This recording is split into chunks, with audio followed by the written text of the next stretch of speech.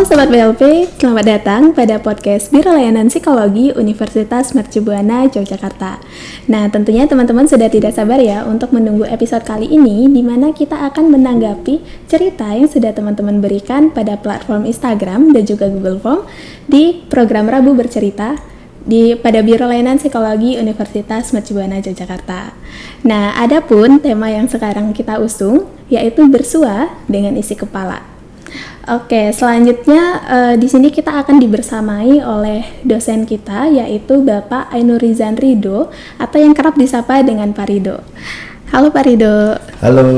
Bagaimana kabarnya hari ini Pak? Alhamdulillah baik-baik saja. Baik, semoga selalu diberikan kebaikan ya Pak ya. Amin. Oke, mungkin Bapak bisa memperkenalkan diri terlebih dahulu nih kepada teman-teman yang mungkin belum mengenal lebih dalam dengan Bapak begitu. Oke, baik.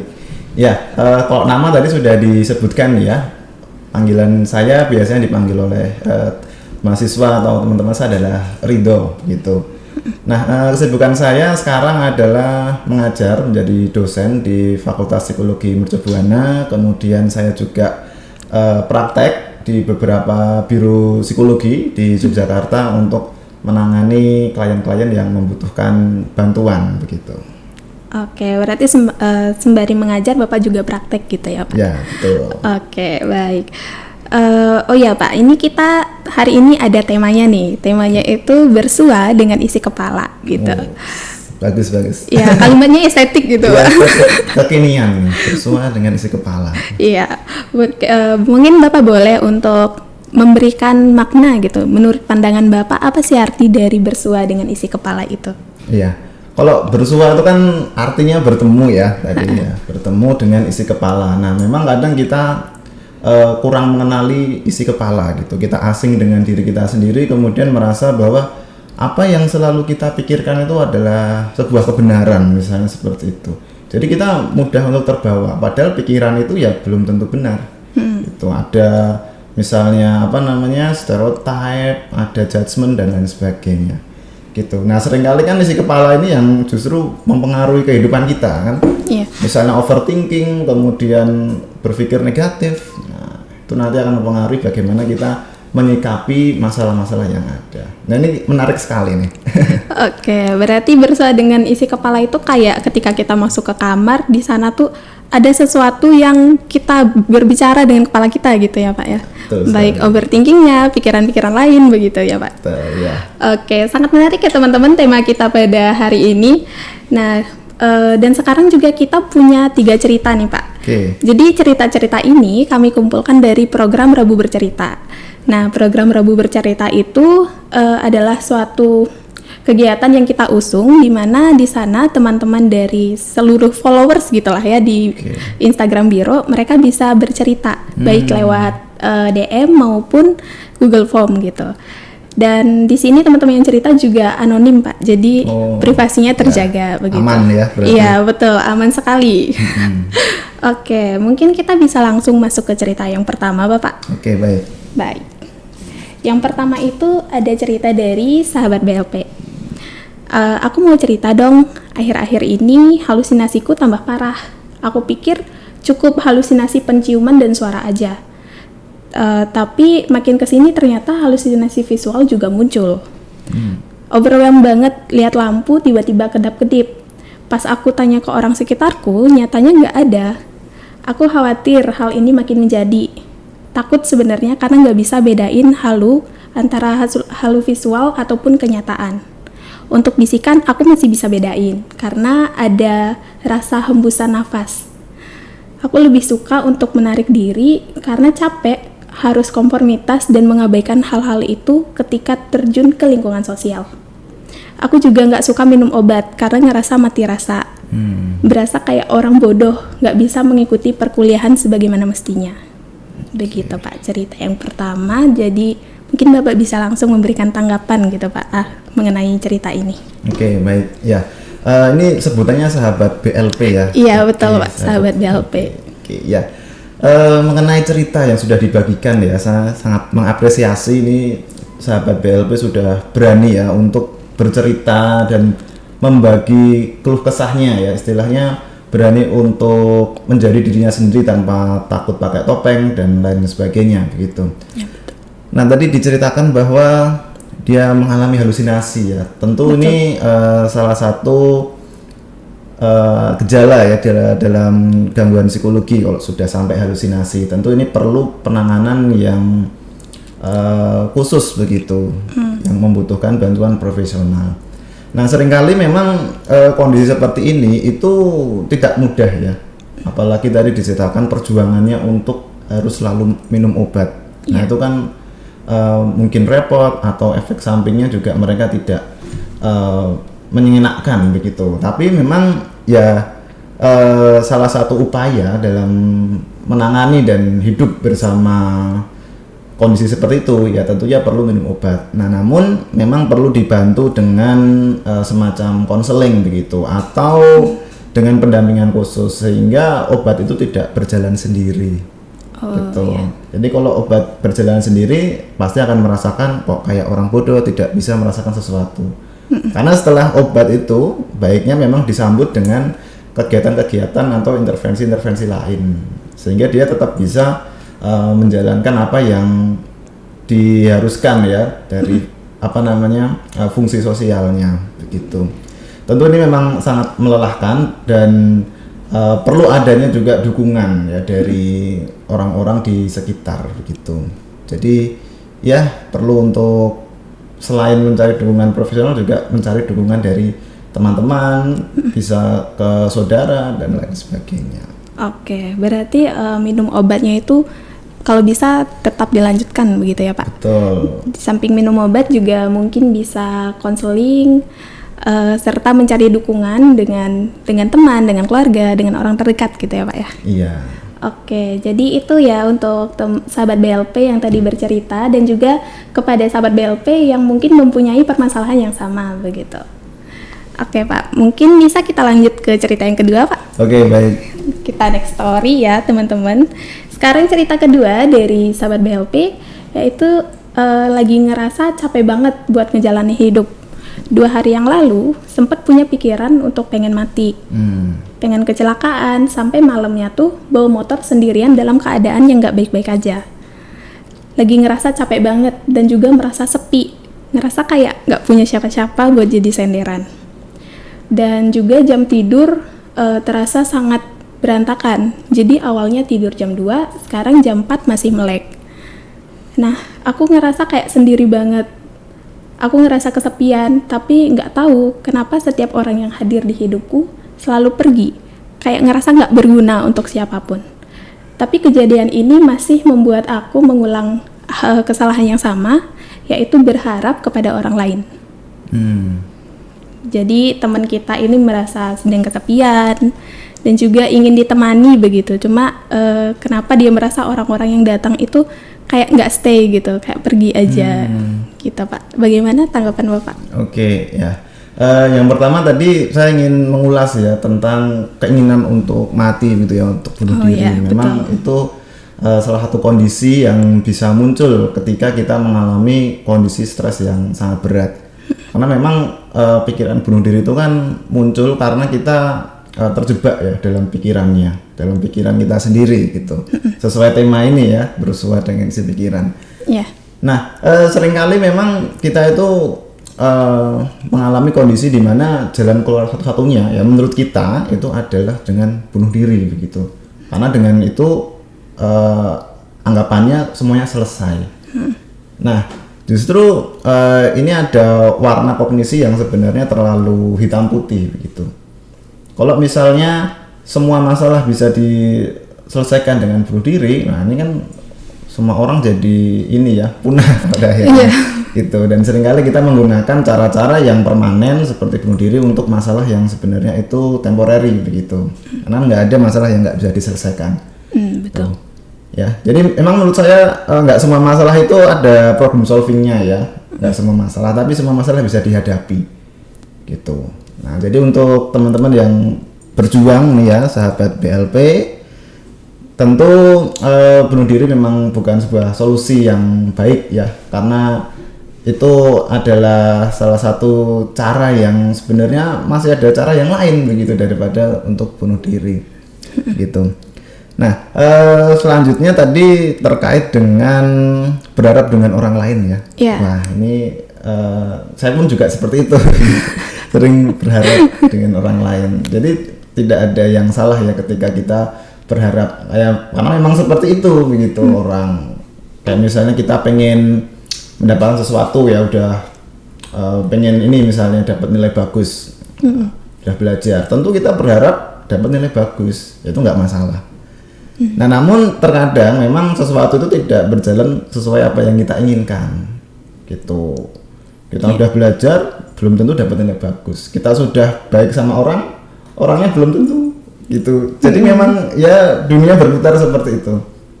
Nah, kalau kita punya konsep yang isinya tuh harus begitu, justru malah kita kecewa sendiri, gitu. Jadi nggak ada salahnya kita berharap dan berjuang atas hal tersebut. Tapi yang perlu kita ingat adalah bagaimana kita itu harus bisa menerima semua yang ada gitu. Justru penerimaan ini bukan berhenti berharapnya, tapi memperbesar penerimaan. Gitu. Jadi nggak apa-apa misalnya berharap punya pacar gitu ya, udah deketin, udah habis banyak gitu. Nah kok rugi nih investasinya, ceweknya nggak mau misalnya gitu. Ya udah nggak apa, itu adalah suatu realita gitu, dan kita harus menerima pelan-pelan. Nah, kalau berhenti berharap nanti motivasinya jadi nggak banyak gitu. Oh, oke. Jadi itu ya sahabat BLP tanggapan dari Pak Rido. Jadi mengenai ingin mati gitu ya Pak ya, lebih baik jangan untuk dilakukan karena seluruh masalah itu ada jalan keluarnya. Kita harus bertahap gitu untuk mencari jalan keluar dari masalah tersebut. Kemudian untuk berharap, tidak ada salahnya nih untuk berharap ya Pak ya. Yang penting harapannya itu jangan terlalu berekspektasi yang di luar gitu. Kayak ya udah berharap tapi nanti ada penerimaannya juga begitu. Oke. Terima kasih nih Pak atas tanggapan cerita yang kedua. Iya. Sekarang kita lanjut lagi ke cerita yang ketiga ya teman-teman. Cerita ketiga dari sahabat BLP. Sekarang ini aku merupakan mahasiswa akhir. Pada awal semester yang aku ambil, aku merasa ini sangat berbeda dan sangat berat. Aku bukan orang yang mudah mengekspresikan rasa, dan itu sangat sulit, seperti tekanan besar yang tak terlihat. Aku masih mencoba untuk menjadi normal dengan kekhawatiran. Akan tetapi hal itu susah. Terus ada hal tak terduga yang membuat adanya trauma-trauma dari masa SMP di mana saat itu aku merasa kesepian, tidak punya teman, dan juga peraturan dari orang tua yang seperti rantai mengikat di leher. Aku punya ibu yang aku tuh dihabiskan dengan abusif, pemukulan, penguncian, kepala yang dimasukkan ke dalam bak air. Dan saat SMK juga mengalami entah apa namanya, seperti pemaksaan, pelecehan oleh laki-laki bahkan sampai 2 kali. Sampai aku merasa diriku ini hina banget gitu. Kadang aku menggumam apakah lebih baik untuk aku mengakhiri hidupku atau aku hanya perlu bernafas untuk menjalani hidup. Begitu ceritanya. Oke, ya tentu turut prihatin ya. Betul Pak. Ceritanya cukup berat ya. Ini saya juga bisa merasakan, apalagi kalau misalnya saya di dalam kondisi seperti itu, tentunya ini menjadi satu yang sangat berat ya. Betul. Dan memang kejadian seperti itu tidak bisa dibenarkan ya. Namanya juga abusive, kemudian penyiksaan itu ya memang salah suatu yang salah begitu. Nah, namun memang ya di dalam menghadapi situasi ini, yang pertama memang kita harus gimana ya untuk menjelaskannya. Artinya ketika kita itu mengalami kondisi yang ini kan sebenarnya di luar rencana ya. Harapannya kan memang seorang tua itu yang menjadi seorang yang melindungi, kemudian memberikan kasih sayang, tapi justru malah melakukan seperti itu. Tentu bukan hal yang bijak juga kalau misalnya kita memaksakan udah dimaafin aja karena itu kan orang tua.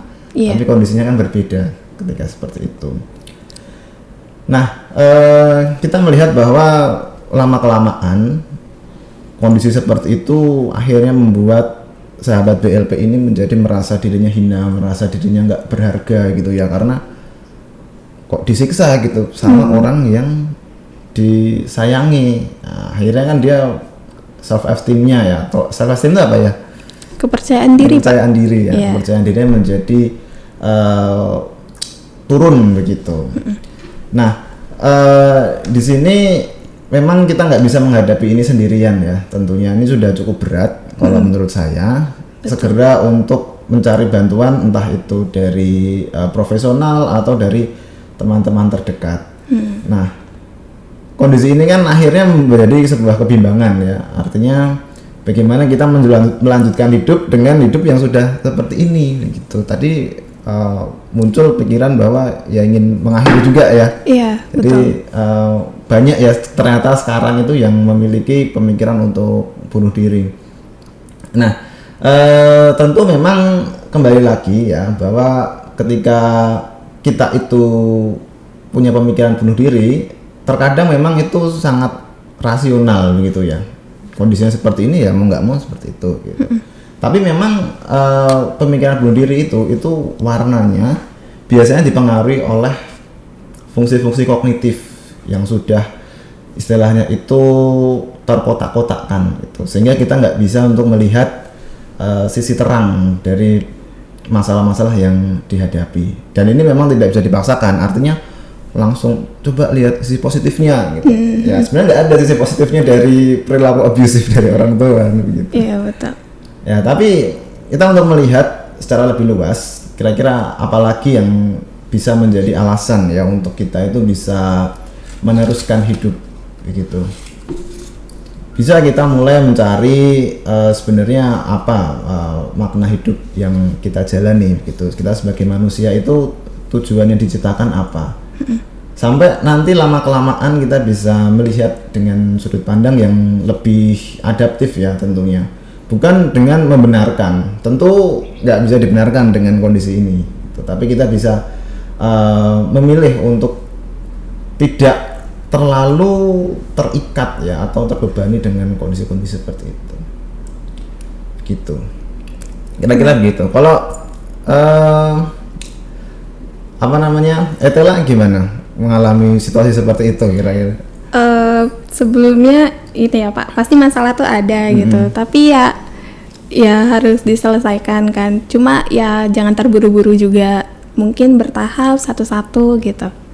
Oke, iya. Jadi kalau misalnya masalah ya pengen kita selesaikan secara langsung itu jadi berat ya. Tapi Iya, kalau bisa betul. dicicil ya akan menjadi semakin ringan begitu. Jadi lihat apa yang kita punya gitu.